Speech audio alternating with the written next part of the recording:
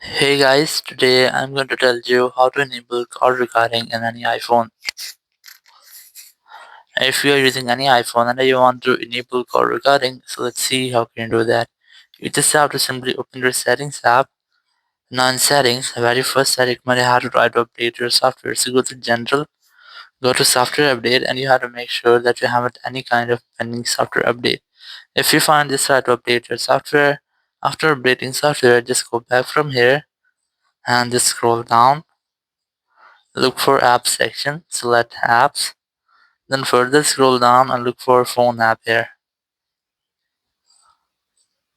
Once you find phone app, just select that, and here you just scroll down and you will get the option of audio call recording. Here's the option, just select it, and you can easily enable or disable it from here because I have already enabled it, so you can easily enable audio call recording, and after that it will automatically record your iPhone calls. So in this way you can easily record calls in your iPhone. Thank you very much for watching the video. Until next video, bye bye.